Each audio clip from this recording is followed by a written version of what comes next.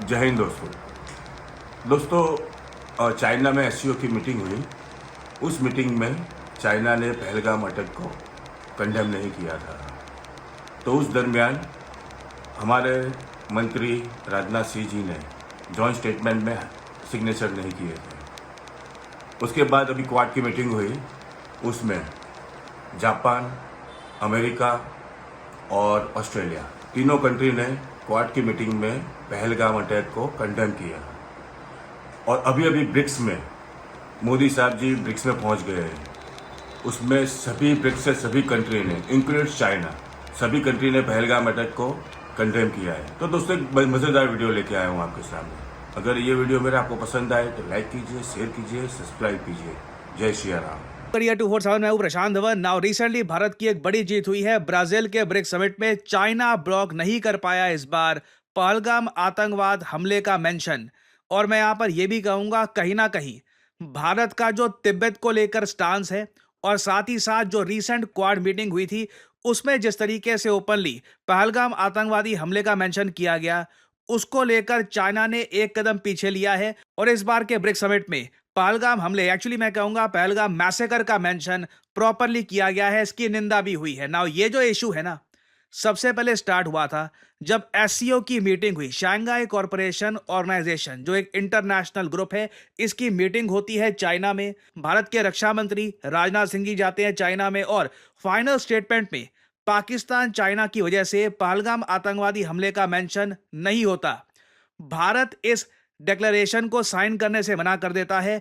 International news बनती है। उसके बाद यूएस में होती है क्वाड की बहुत इंपॉर्टेंट मीटिंग। वहां पर पहलगाम हमले का मेंशन किया जाता है, उसकी निंदा की जाती है। और अब हम देख रहे हैं कि ब्रिक्स समिट में भी प्रॉपरली पहलगाम हमले का मेंशन किया गया। अब आप में से अगर कुछ लोग ये सोच रहे हैं कि खुल के ये क्यों नहीं बोला कि यहां पर इस डॉक्यूमेंट में कि पाकिस्तान ने ये हमला करवाया है वगैरह। अब देखिए, पाकिस्तानी आतंकवादी इन्वॉल्व थे यहां पर। गवर्नमेंट की डायरेक्ट इन्वॉल्वमेंट यहां पर एस्टैब्लिश कर पाना ना और ब्रिक्स समिट में ओवरऑल रिटर्न फॉर्म में लिख पाना, ये ट्रिकी होता है। इवेंचुअली हम करेंगे। आप देखोगे अगर एक टाइम पर 26/11 हमला जो हुआ था भारत में, उसके बारे में बात करते वक्त कई देश पाकिस्तान का मेंशन नहीं करते थे, मगर एक टाइम पे आकर धीरे धीरे यूएसए ने भी काफी बार 26/11 हमले का जब मेंशन किया, तब साथ में पाकिस्तान का भी मेंशन करना स्टार्ट कर दिया। टाइम लगेगा but eventually it will happen. अभी के लिए तो मैं यहां पे साफ साफ बोल दूं, ब्रिक्स समिट और जो क्वाड की मीटिंग हुई है, दोनों उस पर मैंने वीडियो बनाई थी, दोनों में जो ये निष्कर्ष निकल के आया है ना, उससे एक बात साफ हो जाती है, एससीओ का आज के समय जो महत्व है बहुत कम हो चुका है। सिंस पाकिस्तान लगातार आतंकवादियों को बचाने का प्रयास करेगा, एससीओ हमेशा एक बहुत ज्यादा प्रॉब्लम वाला ग्रुप बन के रह जाएगा। और अगर यहां पे आपका सवाल यह है कि अच्छा, इस बार का जो ब्रिक्स का समिट है ये होस्ट कर रहा है ब्राजील, मगर जो फोटो सामने आई है वहां पर व्लादिमीर पुतिन और शी जिनपिंग कहां पे है। देखिए, इस बार का जो समिट है ये पुतिन और शी जिनपिंग अटेंड नहीं कर रहे। बाकी ऑब्वियसली जो कंट्रीज की पार्टिसिपेशन है वो तो यहाँ पर बिल्कुल है। चाइना और रशिया को रिप्रेजेंट किया गया है इन दोनों कंट्रीज के मिनिस्टर्स द्वारा। रशिया के लावरोव यहाँ पे आपको दिख जाएंगे। और आप अगर ये सोच रहे हैं कि इतनी जल्दी पीएम मोदी ब्राजील में कैसे पहुंच गए, तो आज के समय मोदी जी 5 कंट्रीज के टूर पे हैं। इस पर मैं वीडियो बना चुका हूं इन द पास्ट। सबसे पहले ये गए थे घाना में, फिर त्रिनिदाद एंड टोबैगो, अर्जेंटीना, अब ब्राजील गए हैं ये, और फाइनली ये जाएंगे नामीबिया में। नामीबिया का मैं कोशिश करूंगा शॉर्ट वगैरह कुछ ना कुछ मैं अपलोड करूं, क्योंकि बहुत इंपॉर्टेंट कंट्री है Namibia. 11% global uranium supply Namibia से ही आती है। This will be a very important country for India. इस विजिट को भी मैं प्रॉपर्ली कवर करूंगा। बट अभी के लिए हम बात करते हैं ब्रिक्स समिट के बारे में। एक बड़ी जीत यहां पर भारत की ये हुई है कि पहलगाम आतंकवादी हमले का मेंशन किया गया, but at the same time Donald Trump देखिए इस ब्रिक्स समिट को लेकर बहुत ज्यादा गुस्सा हो गए। ट्रंप ने सीधा सीधा यहां पर यह बोल दिया कि कोई भी देश अगर अलाइनमेंट करता है अपनी ब्रिक्स के साथ, और स्पेसिफिकली उन्होंने मेंशन किया कि ब्रिक्स क्या है, ब्रिक्स इनके हिसाब से एंटी अमेरिकन है। नाउ अगेन, अभी तक ब्रिक्स ने कोई एंटी अमेरिकन स्टेप चला नहीं है। इंडिविजुअल लेवल पर कुछ कंट्रीज हैं जो डॉलर को त्याग देने की बात करती हैं। फॉर एग्जाम्पल व्लादिमीर पुतिन इसके बारे में बात कर चुके हैं। अभी रिसेंटली जो ब्राजील के प्रेसिडेंट है लुला डे सिल्वा, उन्होंने भी ये बात यहां पर कही है कि दुनिया को डॉलर के बियॉन्ड देखना होगा। बट आप ब्रिक्स को एंटी अमेरिकन कह नहीं सकते। मगर ट्रंप ने यह कह दिया है कोई भी देश ब्रिक्स जो एंटी अमेरिकन पॉलिसीज के साथ आगे बढ़ रहा है, ब्रिक्स का साथ देगा तो एडिशनल 10% टैरिफ मैं लगाऊंगा।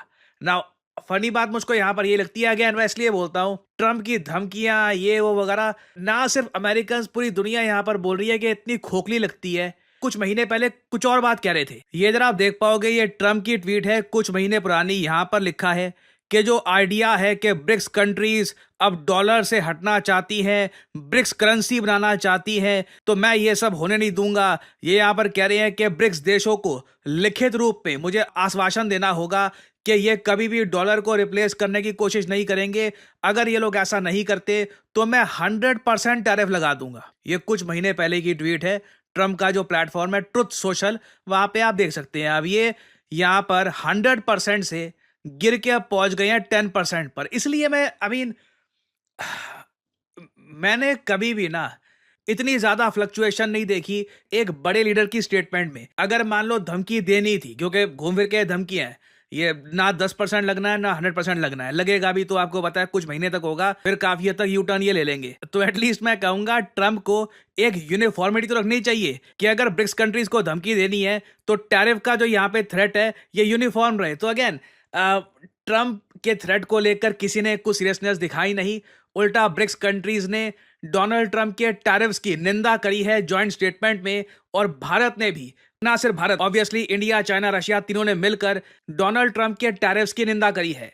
इधर आप लोग देख पाओगे आर्टिकल, ब्रिक्स लीडर्स ने डोनाल्ड ट्रम्प के टैरिफ्स और यूनिलैटरल सैंक्शंस की निंदा करी है। और अगेन देखो, मैं यहाँ पे थोड़ा ये भी शेयर करना चाहता हूँ, as a person who covers geopolitics, मेरे लिए ना ये सब इतना फ्रस्ट्रेटिंग होता है, मैं आपको डिस्क्राइब नहीं कर सकता। क्योंकि यूजुअली जब यूएस प्रेसिडेंट कुछ बोलते हैं ना तो कुछ वजन होता है उसके पीछे, एक आप मान के चलते हो कि this will be the policy, मगर इतने फ्लिप फ्लॉप्स हो रहे हैं यहाँ पर कि सब कुछ मजाक बन के रह गया है। And it's really sad to see. और आप अगर जो ब्रिक्स लीडर्स हैं इनकी स्टेटमेंट देखोगे तो ओपनली यहाँ पे जो टैरिफ्स का मिसयूज किया जा रहा है यूएस द्वारा, इसकी निंदा करी गई है। ये भी मेंशन किया गया है कि स्टारवेशन, भुखमरी को एक वॉरफेयर का टैक्टिक यूज किया जा रहा है, हम इसके अगेंस्ट है। ये ऑब्वियसली जो गाजा में सिचुएशन है उसके बारे में बात की जा रही है। ये गाजा के साथ जो हो रहा है, प्राइमरली जो इजराइल की वहां पर डिफेंस फोर्स कर रही है, तो उसी के बारे में बात की जा रही है यहाँ पर।